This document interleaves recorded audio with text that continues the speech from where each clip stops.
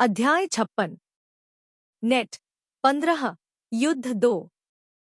युवा रईस ने अपनी तलवारें आइटम बॉक्स से बाहर निकालने से पहले अपने शरीर पर आभा लगाई। ओह, वह आभा का उपयोग करने में कुशल है। चलो थोड़ा मजा करने की कोशिश करते हैं। ओरियन ने अपने आइटम बॉक्स से तलवार निकालने से पहले खुद पर आभा लगाई। आइटम बॉक्स में वह सब कुछ था जिसकी एलेना को टूर्नामेंट के दौरान जरूरत पड़ने का भरोसा था। उसके कपड़े, स्नैक्स और कुछ अन्य हथियार भी आइटम बॉक्स में थे। ओरियन ने अपने प्रतिद्वंद्वी का सामना किया और दोनों ने एक दूसरे पर जोरदार वार किया, जिसमें उनकी तलवारें स्टील और चिंगारी की झड़ी में टकराईं। अपने अगले कदम का अनुमान लगाते हुए ओरियन ने अपने प्रतिद्वंद्वी की आंखों पर ध्यान केंद्रित किया।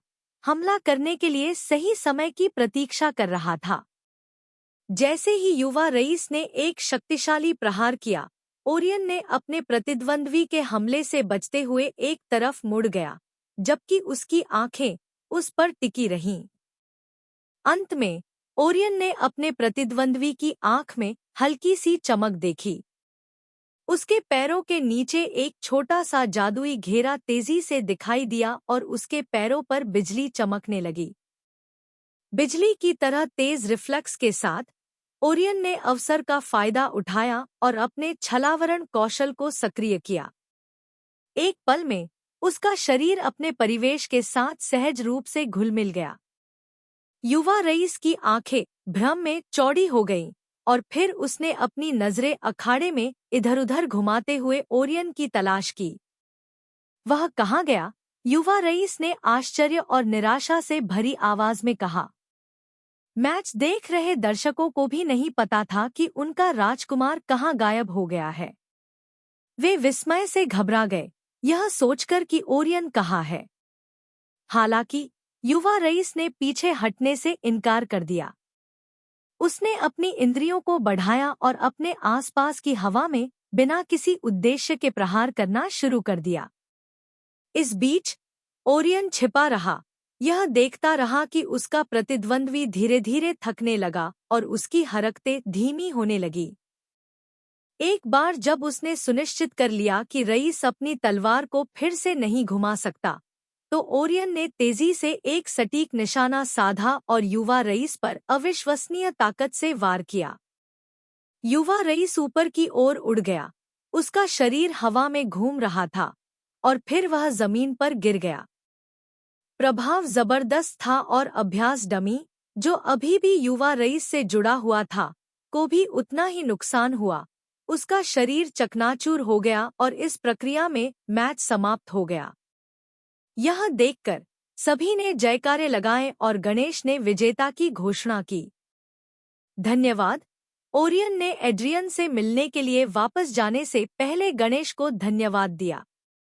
हीलर युवा रईस को उठाने के लिए जल्दी से दौड़े, जो ओरियन से एक शक्तिशाली मुक्का खाने के बाद बेहोश हो गया था।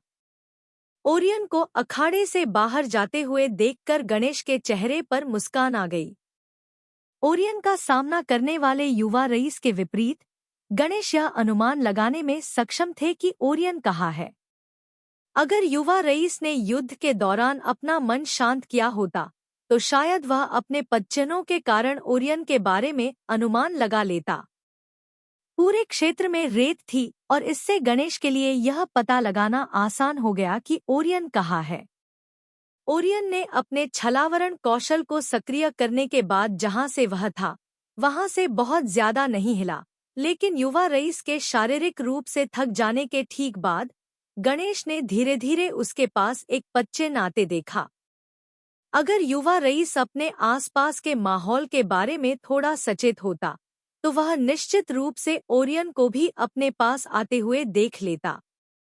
बहुत बुरा हुआ कि वह राजकुमार को नहीं देख पाया। शायद वह इस हार का उपयोग भविष्य में सीखने और मजबूत होने के लिए करेगा, गणेश ने अपने विचारों में कहा, जब उसने देखा कि चिकित्सक बेहोश रईस को ले जा रहे हैं। यह बात खत्म होने के बाद उसने अगले मैच की घोषणा की। ओरियन वापस एड्रियन के पास अपनी सीट पर बैठ गया और इस अवसर का उपयोग करके उन विरोधियों के बारे में और अधिक जानने और देखने का अवसर लिया जिनका सामना उसे बाद में करना पड़ सकता था। आपकी लड़ाई बहुत जल्दी खत्म हो गई, एड्रियन ने कहा जब ओरियन उसके पास बैठा। क्या यह बुरा है? नहीं, वास्तव में। मुझे बस यह उम्मीद नहीं थी कि यह इतनी जल्दी खत्म हो जाएगी। ठीक है, हर लड़ाई 5 मिनट तक चलती है। मेरे लिए लड़ाई को जितनी जल्दी हो सके खत्म करना ही सही था। मुझे लगता है कि आपकी बात सही है। तो अखाड़े में ये लोग कौन हैं? ठीक है, अभी अखाड़े में जो है वह बेटा है। एड्रियन ने बताना शुरू किया कि प्रतियोगियों की अगली जोड़ी कौन थी। टूर्नामेंट के दूसरे दिन के लिए क्वालिफाई करने वाले अधिकांश प्रतियोगी कुलीन थे, इसलिए एड्रियन उनके बारे में बहुत कुछ जानता था। कुछ अन्य प्रतियोगी भी थे जो साधारण पृष्ठभूमि से थे, जिनसे एड्रियन परिचित नहीं था, लेकिन जिनके बारे में वह जानता था, उनके बारे में ओरियन से चर्चा की गई। वह विलियम रामसबॉटम है, एड्रियन ने बताया जब एक युवा कुलीन सुरंगों से निकलकर अखाड़े में आया। तुम्हारा मतलब है अर्ल रामसबॉटम का चौथा बेटा? हाँ, और वह वर्तमान में टूर्नामेंट में तीसरे स्थान पर है। ओरियन ने अर्ल के बेटे को ध्यान से देखा। राज्य के अधिकांश कल्पित बौनों की तरह विलियम रामसबॉटम भी एक अच्छे शरीर और बहुत अच्छे दिखने वाले चेहरे वाला एक वन योगिनी था। ईमानदारी से कहूं तो सभी कल्पित बौने वास्तव में अच्छे दिखने वाले थे। @novelbin @। हालांकि मुझे अभी तक ऐसा कोई वन योगिनी नहीं मिला है जो लगभग उतना ही सुंदर या सुंदर हो जितना कि एक उच्च योगिनी। मुझे लगता है कि यही कारण है कि अधिकांश वन योगिनी डार्क योगिनी और प्रकृति के कल्पित बौने माँ और चाची एलेना को बहुत पसंद करते हैं। मुझे यकीन है कि इस दुनिया में कल्पित बौने दुनिया भर की ज्यादातर जातियों की तुलना में बहुत ज्यादा सुंदर और अच्छे दिखने वाले होंगे। ठीक है, यही मैं पृथ्वी पर किताबें पढ़ते और एनीमे देखते समय मानता था। यह जानना निश्चित रूप से अच्छा होगा कि क्या यह इस दुनिया में भी सच है, जब मैं इस दुनिया के विभिन्न साम्राज्यों और क्षेत्रों में यात्रा करने के लिए पर्याप्त बड़ा हो जाऊंगा। ओह, ठीक है। चलो उन विचारों को बात के लिए रखते हैं। जब मैंने अभी तक अपना पहला लक्ष्य भी पूरा नहीं किया है, तो मेरे पास बहुत सारे लक्ष्य और सपने नहीं हो सकते। मुझे अपने किसी और लक्ष्य और सपने का स्वागत करने से पहले पहले यह टूर्नामेंट जीतना होगा।